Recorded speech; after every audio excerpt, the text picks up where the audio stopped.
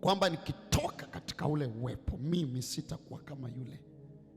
Mimi nikae na Bwana siku 3 tu, nikae na Bwana.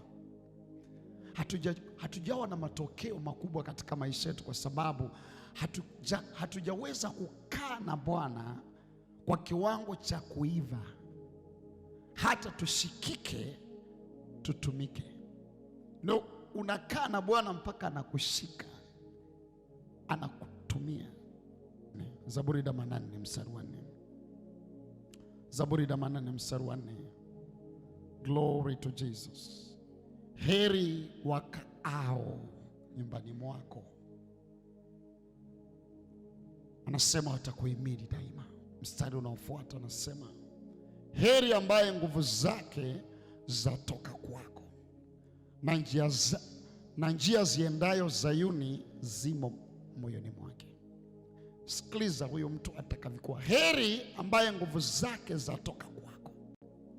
So unajipata tunashindana na mizimu ya ukoo kwa nguvu ambazo hazijatoka kwa Mungu, kwa sababu hatujapata muda wa kukaa na Mungu vya kutosha. Mungu akutuequip. Anasema nitakaa Efeso mpaka siku ya Pentekoste. Yesu akamwambia kaeni Jerusalem hata mtakapovikwa na nguvu. So nguvu za Bwana ambazo tutatoka nazo kwenda kuhudumu, kukabiliana na maroho na mizimu, vitu ambavyo vilishinda watu vizazi na vizazi. Na nguvu za Mungu hizi hautasipata tu kwenda maombi ya dakika 2-3. Utajua, utajifunza kukaa. Utajifunza mwana wa Mungu kukaa. Hivi umekaa njaa toka asubuhi. Hizi ndio njia za watakaobadilisha ulimwengu. Rabo sekeliba. Angalia mstari wa 6.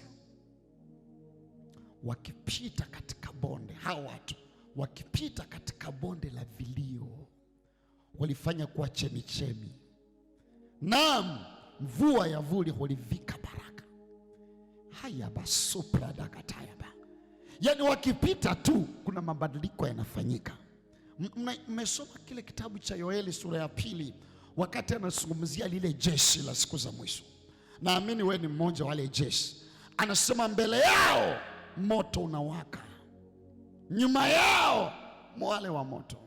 Mbele yao nchi iko kama bustani ya Eden. Yani wakitokea mahali hapakuwa na chochote, ni jangwa, wakiingia ghafla panakuwa bustani ya Eden.